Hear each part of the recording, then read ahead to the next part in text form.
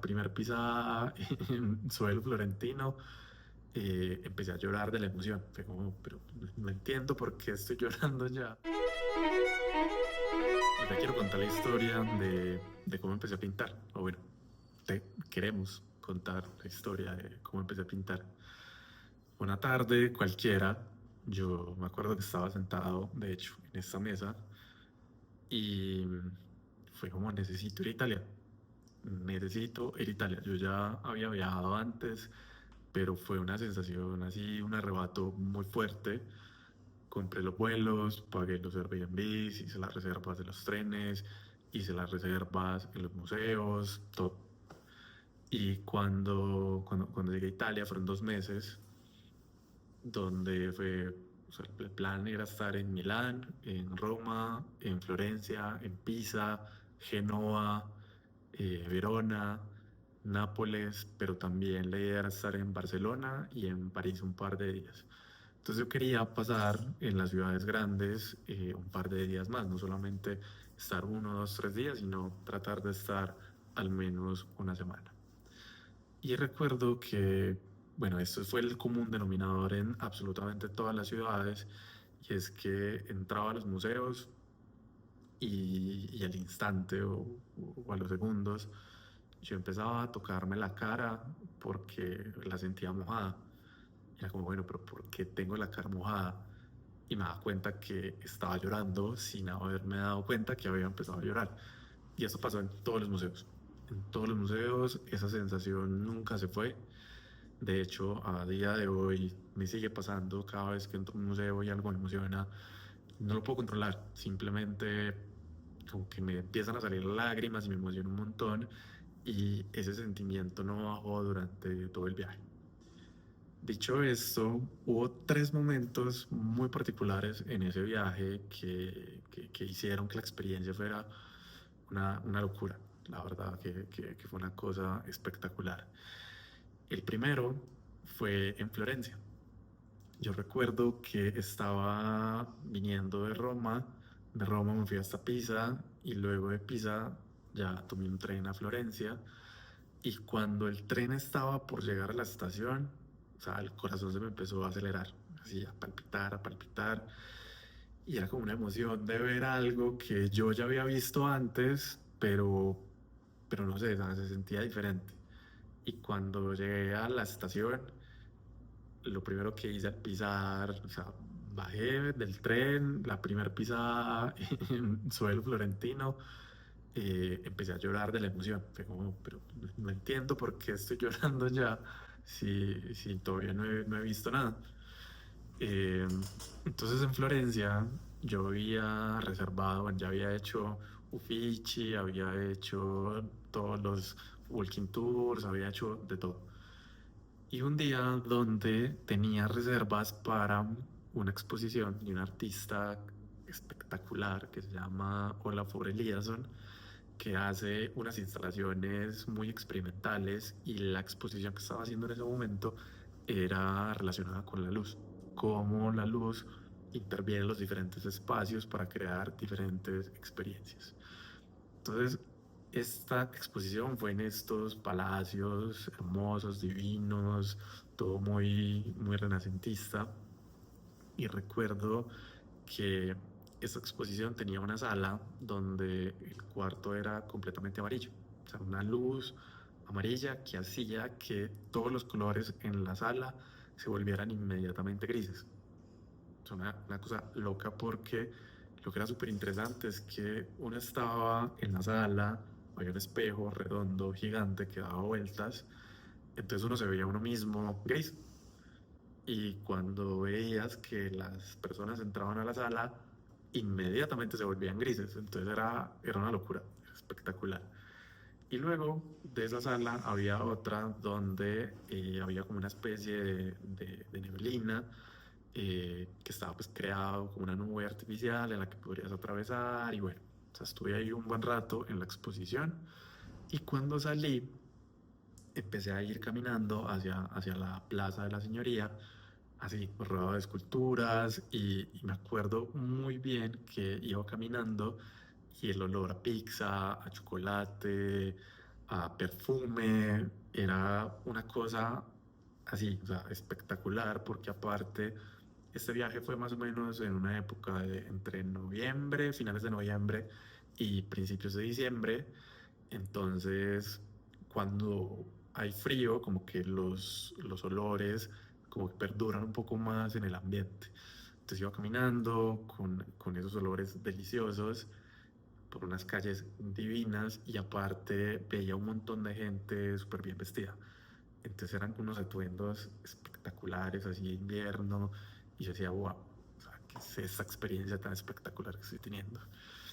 Y recuerdo que llegué hasta el corredor que está entre la Plaza de la Signoria, Uffizi y todo el Ponte Vecchio, y ahí donde están todas las esculturas como de estas grandes personalidades del Renacimiento, Miguel Ángel, Dante, Galileo, etcétera, me posé al lado de la escultura de Leonardo da Vinci, que es uno de mis pintores y personalidades favoritas de la historia, un poco por este genio y como por todas esas multifacetas que tuvo, pero principalmente porque él era zurdo, yo soy zurdo, entonces es como algo bonito que me gusta o que me gustaba pues, de lo que era Leonardo da Vinci. Y me acuerdo que cuando me paré al lado de la escultura de Leonardo, miré hacia el palacio, que está ahí en toda la Plaza de la Signoria, y dieron las 12 del mediodía en punto. Y empezaban a sonar las campanas del palacio, que se escuchaban por toda la plaza. O sea, así retumbaban duro y sonaban fuerte. Y yo en ese momento me quedé petrificado. Como, wow. O sea, recuerdo perfecto voltear a ver a la escultura de Leonardo, voltear a ver al palacio y sentir escalofríos por todo el cuerpo mientras evidentemente me puse a llorar de forma desconsolada mientras sonaban las campanas y sonaban y sonaban y sonaban y sonaban y sonaban. Ese fue el primer momento. Luego, de ahí pues estuve en el Louvre, me fui por todas las demás ciudades, Milán, Nápoles, Génova, etcétera, en Barcelona también, y o sea, esto siguió como muy constante. Yo seguía emocionándome un montón, seguía conmoviéndome un montón por todo lo que veía. En Florencia aprendí que existe este síndrome de esa, que hay tanta belleza que te abruma e incluso pues hay personas que pueden llegar a desmayar y se les va el aire y yo decía, bueno, probablemente es esto lo que me está pasando, lo más seguro, porque es que es todos los días, en todo momento en el que entraba a cualquier museo o a cualquier cosa relacionada con el arte. El segundo momento, después de todo ese viaje, ya casi al final, fue en el Vaticano. Entonces estaba en Roma y ya eran los últimos días. Fui a la Basílica de San Pedro.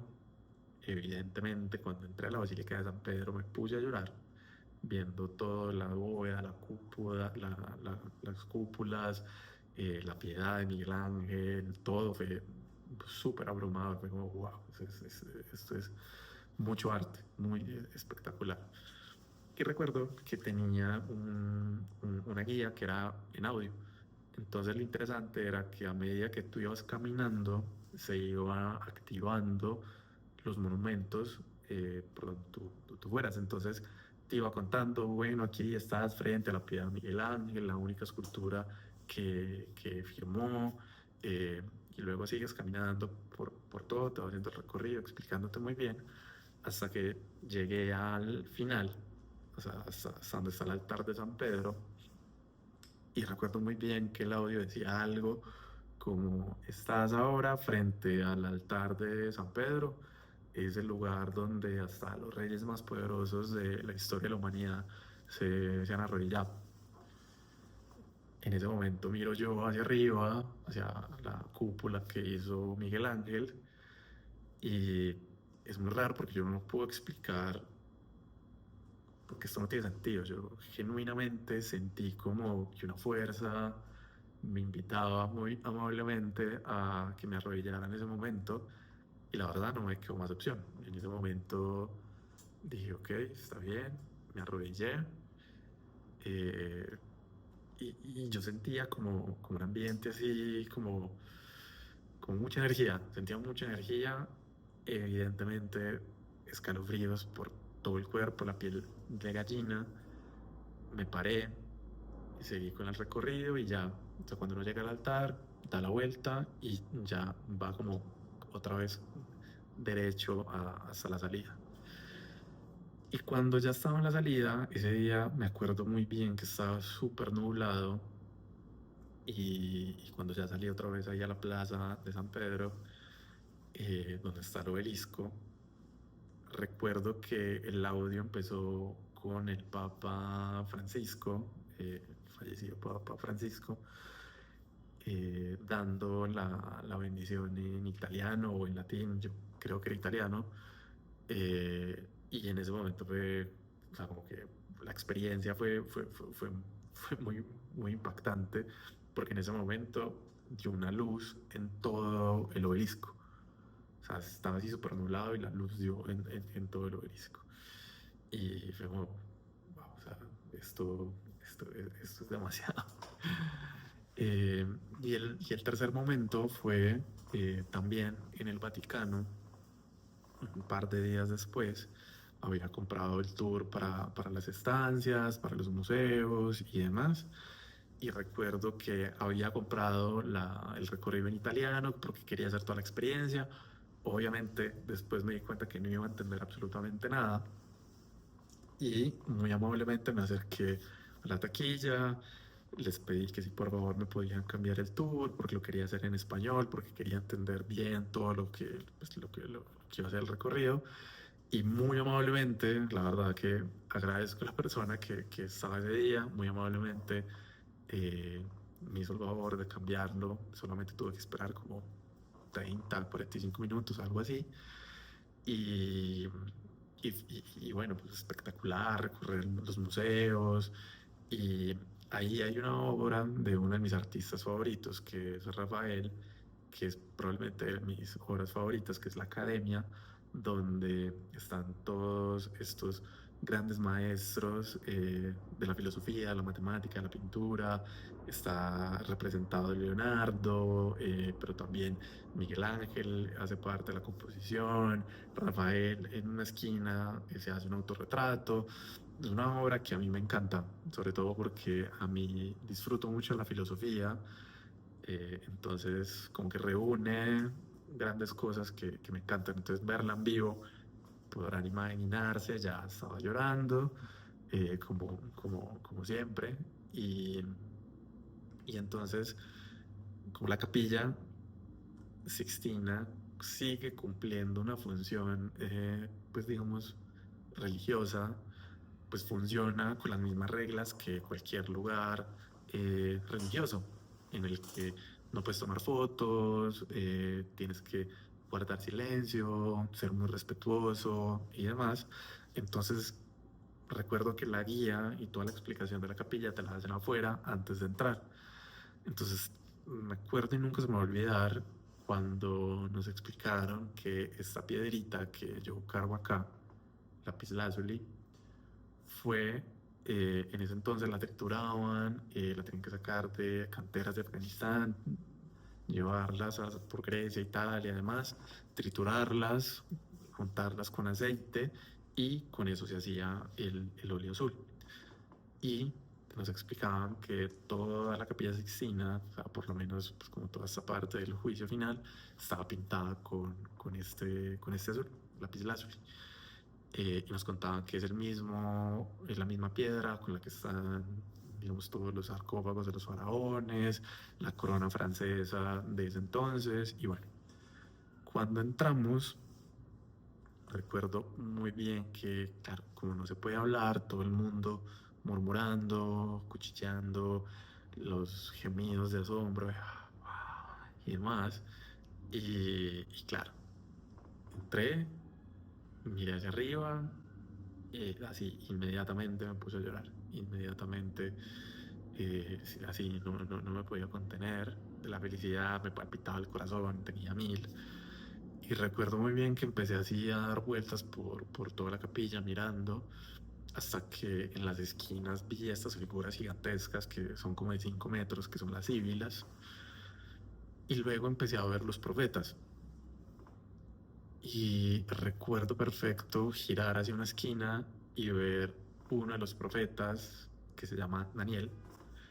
Entonces, para mí ver mi nombre escrito por Miguel Ángel en la Capilla Sixtina fue una cosa que yo no puedo explicar, porque cuando vi el nombre así escrito, Daniel, fue una sensación.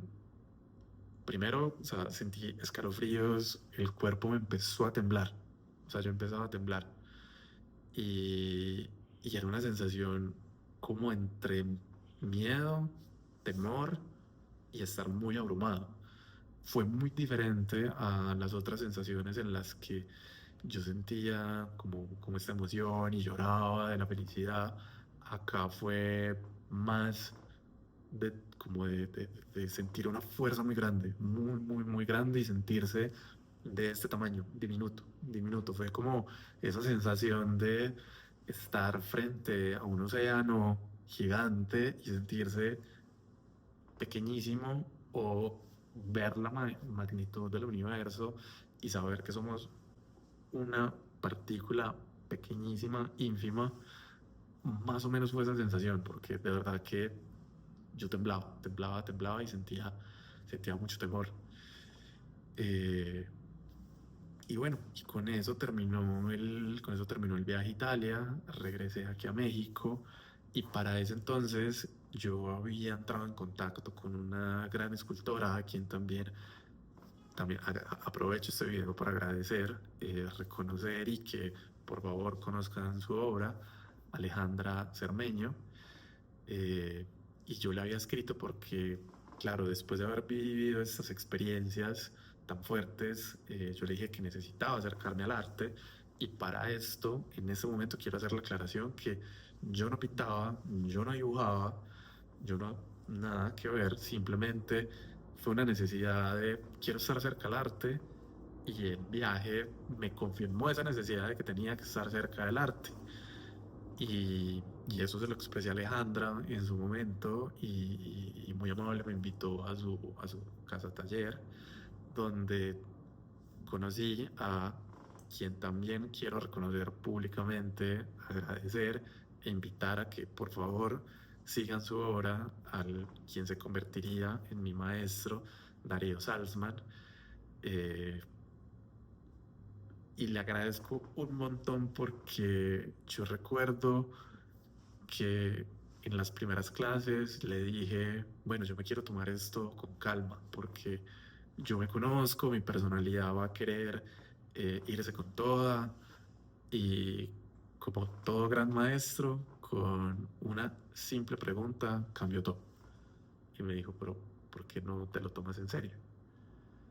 Y esa pregunta a mí me detonó todo. O sea, después de haber vivido estos momentos tan fuertes, y sentir y tener esa sensación a flor de piel, fue como, bueno, pero ¿por qué no te lo tomas en serio? Y desde ese momento empecé a dibujar todos los días, empecé a pintar todos los días. Esto no mucha gente lo sabe, pero yo me levanto todos los días a las 4:30 de la mañana, todos los días, para poder dibujar y pintar, porque lo primero que quiero hacer con el primer aliento de vida que tengo es hacer lo que más amo en la vida. Eh, y yo empecé a mandarles fotos de los dibujos que hacía, de las pinturas que hacía a mis papás. Y en un momento mi mamá me empezó a mandar desde Colombia fotos de dibujos que yo hacía de niño. Y en ese momento se desbloquearon todos los recuerdos. Y claro, hay videos donde yo estoy gateando como un bebé, con un lápiz en la mano, con una hoja en la otra mano, y un montón de dibujos. O sea, yo le hacía dibujos a mis papás por todo, por todo, para pedir disculpas porque me había portado mal, para agradecer, para decirles cuánto los amo. Y bueno, creo que eso sigue presente. Dédalo es mi padre, la pitonisa que está en el centro es mi madre. Entonces, hoy lo sigo pintando, y eso sigue intacto. Y, y eso se desbloqueó y desbloqueó esos recuerdos porque un amigo de la infancia, en su inocencia, en ese momento, recuerdo que me dijo, bueno, es que no, pues, los únicos artistas que se cotizan, que venden, son los que ya pasaron a los que ya trascendieron. Y en ese momento, también dentro de esa inocencia, fue como, bueno, está bien. Y dejé de dibujar, dejé de pintar, hasta que la vida nuevamente me llevó, quizás un poco, no diría que obligado, pero una invitación bastante, ven que acá necesitas vivir algo. Y me trajo aquí donde estamos, y este video también es porque quiero contarles cómo fue esa experiencia. Eh, Ha sido un camino muy gratificante, lleno de grandes maestros a quienes admiro profundamente, estimo profundamente y quiero. Y nada, este video nuevamente es para contarles cómo fue que empecé a pintar, cómo fue que empecé este camino del arte, y que genuinamente creo que hay llamados en la vida a cumplir para eso que tanto amamos. No sé si para lo que estemos destinados, no sé si por ahí va la cosa, pero sí para llamados, para hacer lo que tanto amamos, y disfrutar la vida haciéndolo. Eh, Así que espero que les haya gustado este video. Eh, si algo de esta historia resuena con ustedes, por favor dejen un par de comentarios. Recuerden seguirme en todas las redes. Constantemente estoy publicando cosas en Instagram. También subo un montón de cosas que voy escribiendo en mi sitio web. Y bueno, también los invito a que vean los videos del canal. Ahí he estado subiendo clases que pueden ser interesantes para ustedes. Y no siendo más, me despido. Gracias.